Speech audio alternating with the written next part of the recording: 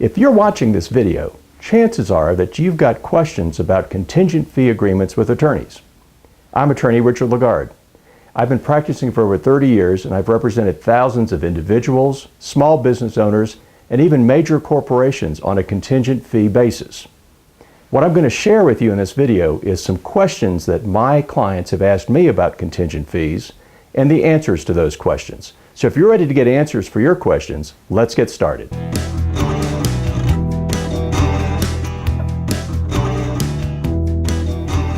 The first question usually is it called a contingent fee or a contingency fee?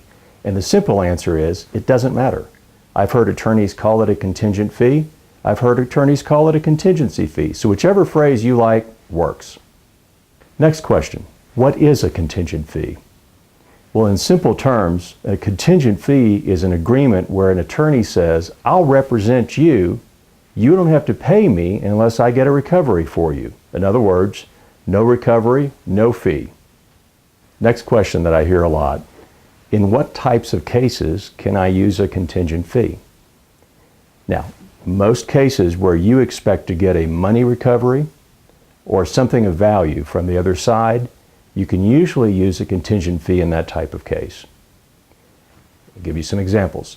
Personal injury and wrongful death cases, very common to see contingent fee agreements with attorneys. Insurance claims, insurance company refused to pay your claim. That's another type of case where you often see contingent fee agreements. Breach of contract cases where parties say you breached the contract, you owe me money. Again, contingent fee would be appropriate for that type of case. There are some types of cases where you can't use a contingent fee. In most states, it's unethical to use a contingent fee in a criminal case. In other words, you can't represent someone and defend them in a criminal prosecution on a contingent fee basis. And the same holds true for domestic relations cases. In a lot of states, an attorney cannot use a contingent fee agreement to represent you in a divorce action or to get alimony or to get child support, for instance. So again, in most cases where you expect to get money or something of value, you can usually use a contingent fee. What are the advantages of a contingent fee? Well, the most obvious advantage to you is that you don't have to pay an attorney by the hour. Attorneys often charge very high hourly fees for their services. In most major cities, it's not unusual to see an attorney charge $300, $500, $800, even in some big cities as much as $1,000 an hour. Most individuals can't afford that, and a lot of businesses can't afford that either. So an attorney who charges a contingent fee makes it possible for you to sort of keep up with the other side, to have your own attorney who's going to go in there and fight for you, and you don't have to pay them by the hour.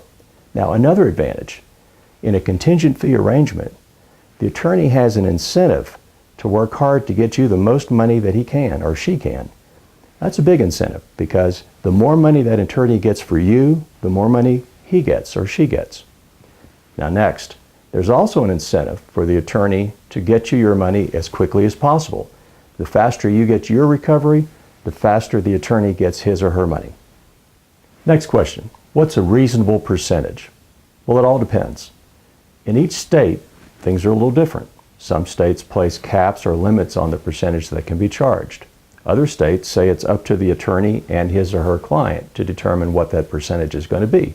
It all depends on how hard the case is going to be, how much time it's going to take, how much money it's going to take. Now, I'll tell you what I've seen in my practice. What I've normally seen is attorneys will charge a third if the case can be settled before suit is filed, 40% after suit is filed, and 45% if the case goes up on appeal. Now, that's what I've seen in my practice. However, I've also seen contingent fees as low as 10%. Now, that's a very rare case, and usually in those cases, you've got a wealthy individual or a corporation that says, look, we'll pay the case expenses, and we'll pay you a small hourly fee in return for your agreement to reduce your percentage. I've also seen higher percentages. For instance, in medical malpractice cases, sometimes attorneys will charge up to 50% because those are particularly difficult cases to win and usually are very expensive cases. So again, the reasonable percentage, it just depends. Who pays the case expenses? It all depends. In most cases, the attorney pays the case expenses up front and gets reimbursed out of the recovery. Sometimes a client whether it's a wealthy individual or a corporation, says, we'll pay the case expenses, but you have to lower your percentage that you charge on your contingent fee. But in the vast majority of cases, clients don't want to pay the upfront expenses out of their own pocket. They prefer to have the attorney pay it, and the attorney will do that in return for your agreement to reimburse him or her at the end of the case out of the recovery.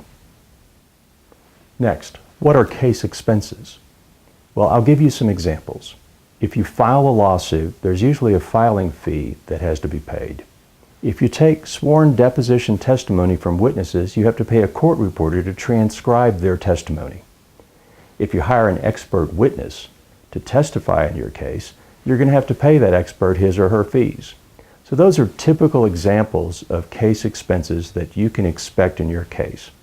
Now, in my attorney's fee agreements with my clients, I tend to list the types of expenses they can anticipate seeing, and at the end of the case, I give my clients an itemization of each and every expense in their case so that they can see where the money went and how it was spent. I think you're entitled to that. You should ask your attorney for an itemization. I've been asked on a number of occasions to give testimony to judges about what are reasonable attorney's fees and what are reasonable expenses. And I can tell you this, in the vast majority of cases, attorneys have charged reasonable fees and reasonable expenses, expenses that are necessary and reasonable for the case. But I've seen occasions where attorneys have charged expenses to their clients that were really not reasonable and really weren't case related. And that's why it's so important for you to get an itemization from your attorney and to go over that itemization with him or her to make sure you're comfortable that the expenses that have been charged to your file are reasonable and necessary. Next question, do the case expenses get deducted from my recovery before or after the contingent fee gets paid to my attorney? Normally, the contingent fee gets deducted first. That is, the percentage contingent fee comes out of the whole recovery, and then the attorney gets reimbursed the expenses that he or she paid on your behalf. Here's how the math usually works. Let's say you get a $1 million recovery, and you had a 40% contingent fee with your attorney. The attorney gets $400,000 in fees, and then the expenses are deducted from the remaining $600,000. Next question, do I need to reimburse the case expenses to the attorney if I don't win? And the answer is normally no. In most contingent fee agreements, the attorney says that they will pay the expenses up front in return for your agreement to reimburse them, but if they're not successful in getting you a recovery, you don't owe them anything either by way of a fee or reimbursement of the expenses. Now, some attorneys do require you to pay the expenses, so it's important to be very clear about that in your attorney fee agreement. Make sure the agreement spells out whether you are liable for the expenses if the attorney doesn't win your case. Next question, what happens if I recover something other than money? Let me give you some examples.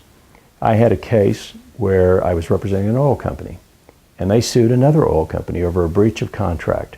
And as part of the settlement, they got paid not only cash, but a percentage interest in oil wells. Now, the attorney's fee agreement usually applies to both cash and to anything of value that you recover for your client.